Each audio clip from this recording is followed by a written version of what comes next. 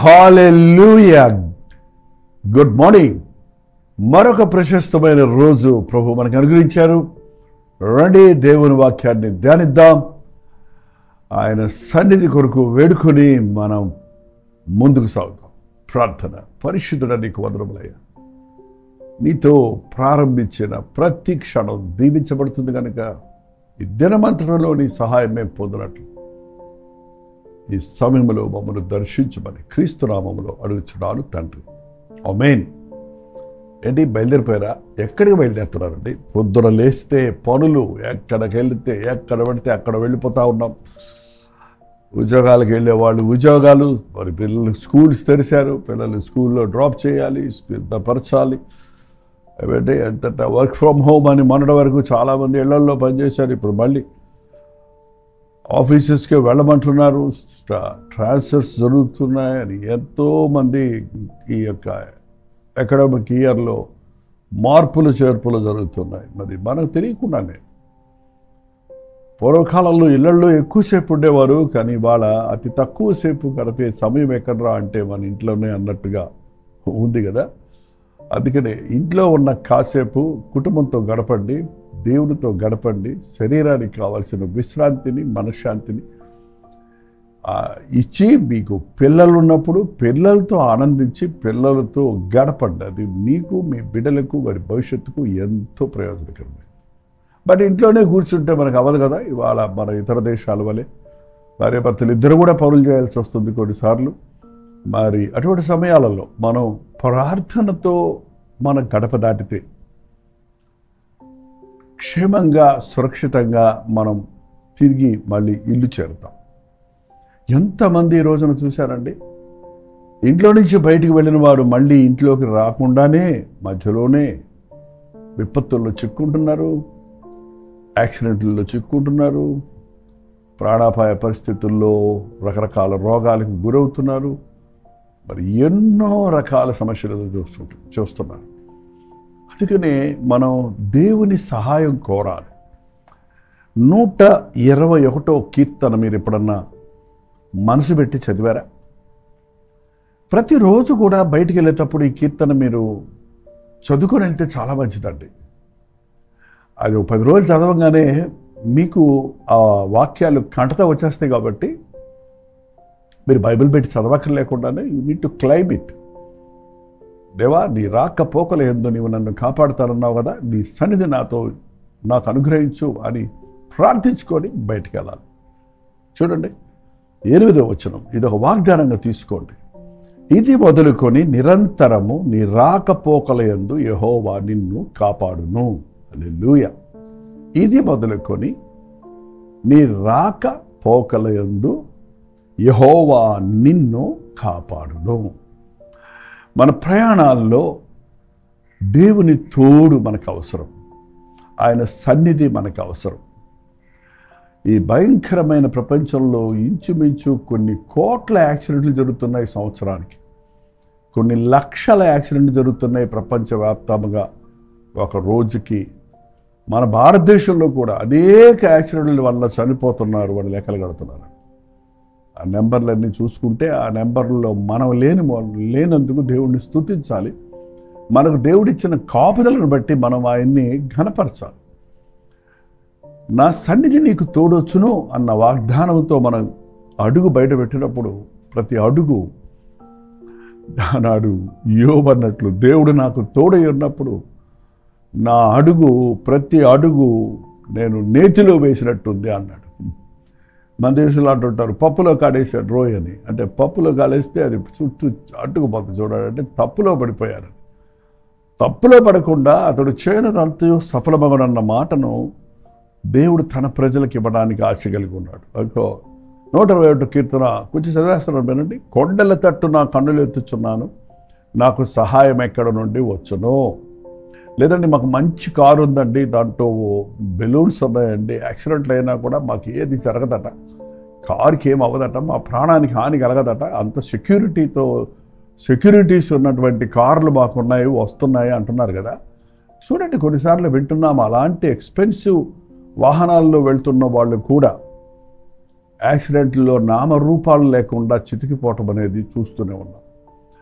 దేవుడు కాపుదల కాయకపోతే ఎవరు మనల్ని కాపాడలేడు. నాకు సహాయము ఎక్కడి నుంచి వస్తుంది? నాకు బాడీగార్డ్స్ కాదు నా సహాయం. మనం ఎంతమంది వాళ్ళందరూ ప్రతి ఒక్కరూ చుట్టూ మనుషుల్ని పెట్టుకుంటే వాళ్ళు నన్ను కాపాడతారు అనుకుంటున్నారు. మన దేశంలో ఏం జరిగిందో తెలుసు కదండి. కాయవలసిన వాళ్ళే కాల్చి చంపేశారు కదా. అలాంటి పరిస్థితులు కూడా మనం చూస్తున్నాం కదా. ఆ మనుషుల్నే నమ్ముతున్నామే కానీ దేవుని కాపుదల ఎంత గొప్పదో నమ్ముతున్నామా? మాకు వాచ్ డాగ్ ఉందండి అంటావు, ఆ కుక్కను నమ్ముతున్నామే కానీ నిన్ను విడువని ఎడబాయని నీ కంటి పాపను కాపాడినట్టుగా నిన్ను కాపాడే దేవుని మీద విశ్వాసం లేని వారిగా మనం ఉండటం ఎంత విచారకరమైన విషయం. నాకు తెలియకుండా నీ తల వెంట్రుకల్లో ఒకటి కూడా ఊడిపోదు అని ప్రభు చెప్పుంటే ఆయన మనస్సు ఎంతగా మన మీద ఉంది, మనల్ని ఎంతగా కాపాడుతున్నాడని గుర్తుపెట్టుకోండి. భూమి ఆకాశములు కలుగు చేసిన యెహోవా వల్లనే నాకు సహాయం కలుగుతుంది. ఎవరి వల్ల నా సహాయం వచ్చేది? All powers are given to him. నాకు సర్వాధికారం ఇవ్వబడింది. సర్వము చేయగలిగిన, సర్వము భద్రపరచగలిగిన ప్రభువు మన కాపుదలుగా ఉంటే అది మనకెంతో మేలు కదా.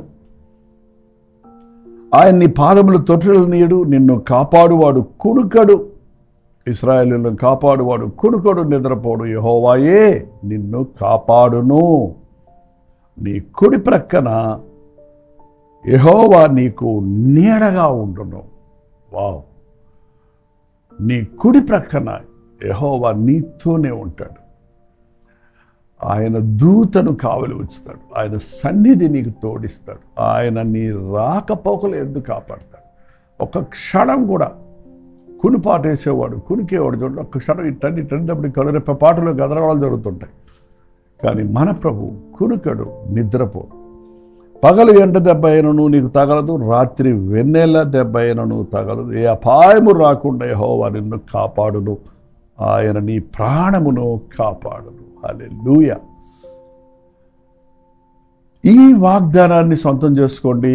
మరి ఎంతోమంది మీ బిడ్డలను స్కూల్స్కి పంపిస్తున్నారు, వాళ్ళకి ప్రార్థనలు చేసి పంపించండి. ఇవాళ స్కూల్ బస్సులు యాక్సిడెంట్లు అవటం, ఆటోస్ యాక్సిడెంట్లు అవటం, స్కూల్కి వెళ్ళిన బిడ్డలు సురక్షితంగా తిరిగి రాలేని పరిస్థితులు చూస్తూ ఉన్నాం.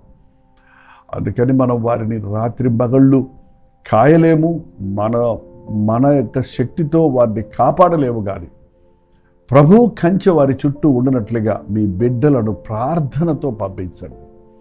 మీరు ఇంటిలో నుంచి బయటకు వెళ్ళినప్పుడు ప్రార్థించుకోనండి. ప్రభా, నీ కృపలో మేము పో మార్గమును సరళము చేయము.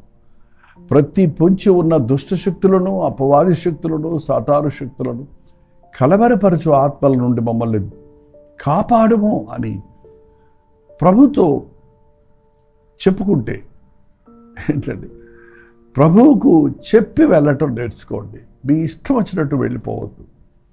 అసలు మన భారతదేశంలో చాలామంది ఇంట్లో నుంచి బయటకు వెళ్ళేటప్పుడు భార్యతో చెప్పడు ఎక్కడికి వెళ్తున్నాడో భర్త. మీరు అలా ఉంటే వాళ్ళ నుంచి మార్చుకోండి. మీరు ఎక్కడికి వెళ్తున్నారో మీ ఇంటి ఇల్లాలకు చెప్పండి. మీ పిల్లలు ఎక్కడికి వెళ్తున్నారో మీకు చెప్పేటట్టుగా వారికి అలవాటు చేయండి. మీ పెద్దోడేంటి, చిన్నోడేంటి, ఏమో ఎటో పోయాడు అనే మద్దతులో ఉండకుండా మీ బిడ్డలు మీకు చెప్పి ప్రార్థన చేయించుకొని బయటికి వెళ్ళేటట్టు నేర్పించండి. మా పిల్లలకి మేము చిన్న పిల్లలప్పటి నుంచి అలాగే నేర్పించాం. నాకు చెప్పకుండా, ప్రార్థన చేయించుకోకుండా, నాకు ముద్దు పెట్టకుండా నా 3 కుమారులు బయటకు వెళ్ళేవాళ్ళు కాదు. ఒకవేళ నేను ఊర్లో లేకపోతే వాళ్ళ అమ్మతో చెప్పి, అమ్మతో ప్రార్థన చేయించుకొని, అమ్మకు ముద్దు పెట్టి వెళ్తుండేవాళ్ళు. అది పెళ్ళిళ్ళై వాళ్ళు పిల్లల తల్లులు అయిన తర్వాత కూడా ఇప్పుడు కూడా వారి ఇంటి దగ్గర నేను వెళ్ళినా, వారు ఇక్కడికి వచ్చినా, మేము ఎక్కడ కలిసినా వెళ్ళేటప్పుడు మరి నాతో ప్రార్థన చేయించుకుంటారు. అది ఎయిర్పోర్ట్ అయినా, రైల్వే స్టేషన్ అయినా, అది ఎక్కడ బజార్లో ఉన్నా, ఎక్కడ ఉన్నా కూడా ఒక్క మాట ప్రార్థనతో ఒకరితో ఒకరు మరలా కలుసుకుంటామనే నిరీక్షణతో దేవుని కంచె కాపుదలతో వెళుతూ ఉంటాం. దయచేసి మీరు ఈ మంచి అలవాట్లు మీ బిడ్డలకు చేయండి. అప్పుడు పొంచి ఉన్న అపవాది శక్తులలో చేతికి, సాతాను చేతులకి మీ బిడ్డలు దక్కరు. అపాయం రాకుండా, సమస్యల్లో పడకుండా, పాపంలో పడకుండా, కీడులో పడకుండా దేవుడు వారికి తోడై ఉంటాడు. ఒక్క మాట ప్రార్థన ఎంతగా దేవుని సన్నిధిని ఆ బిడ్డలకు ఇస్తుందో అన్నది మీరు విశ్వసిస్తే అద్భుతాలు చూస్తారు. దేవుని చిత్తములో ముందుకు సాగటం నేర్చుకోనండి. మీరు వెళ్ళు దారిలో ప్రార్థనాపూర్వకంగా వెళ్ళండి. ప్రార్థన చేసుకొని ఇంట్లో నుంచి బయలుదేరటమే కాదు, నీ అడుగులు తడబడకుండా నేను కాపాడుతానన్నాడు. నీ పాదములకు రాయి తగలకుండా నేను కాపాడుతానన్నాడు. నువ్వు ప్రతి అడుగు ఆయన చిత్తములో వేయటము, ప్రతి ఒక్క నిర్ణయం ఆయన చిత్తంలో చేయటం నేర్చుకుంటే దినమంతటిలో నీ బతుకంతటిలో నువ్వు చేసే కార్యాలు వర్ధిల్లుతాయి. టైం అయిపోయిందా? ఆఫీస్కి వెళ్ళాలా, పనులకి వెళ్ళాలా, డ్యూటీలకి వెళ్ళాలా? వెళ్తురు కానీ చెప్తున్నారుగా, ఒక చిన్న ప్రార్థన నేను చేయటం కాదు, మీరు ఎవ్రీడే చేసుకోరండి. నీ సన్నిధి నాకు దయచేయి ప్రభా, నీ సన్నిధి నాతో రానిడలను తీసుకొని పోవు, నీ చిత్తములో నన్ను నడిపించని ప్రార్థన చేసుకొని మీ పనులు ప్రారంభించండి, మీ ప్రయాణాలు సాగించండి. మీ జీవితంలో ధన్యులవుతారు, దీవించబడతారు. మీరు బయటకు వచ్చినప్పుడు, లోపలికి వచ్చినప్పుడు ఆశీర్వాదకరంగా ఉంటారు. మీరు ఎక్కడికి వెళ్తే అక్కడ దీవెనకరంగా ఉంటారు. దేవా, నీ కృప నాకు దయచేయి. నీ కృపాక్షేమములు నన్ను వెంటాడుటకు నా బ్రతుకు దినములన్నీ నీ చిత్తములో నేను బ్రతుకుటకు కృప చూపించమని వేడుకుందాం. ప్రార్థన. పరిశుద్ధుడా, ప్రేమగల్ల తండ్రి, మరొకసారి నీకు వందనాలు చెల్లిస్తున్నాం. భయంకరమైన విపత్తులతో కూడిన ఈ లోకంలో వాకిట పొంచి ఉన్న అపవాదిని కోరల నుండి తప్పించబడుటకు, ఎవరిని మింగుదునా అని వెతుకుచూ తిరుగుతున్న సాతాను మమ్మల్ని ముట్టకూడనట్లుగా నీ సన్నిధి మాకు తోడు దయచేయి. నీ రెక్కల చాటున మేము సాగుటకు, నీ చిత్తములో నీ ఉద్దేశముల ప్రకారముగా మేము బ్రతుకుటకు మాకు నేర్పించిన ఆయన. నీ రాకపోకల యందు కాపాడు దేవుడను నేనే అన్న ప్రభువా.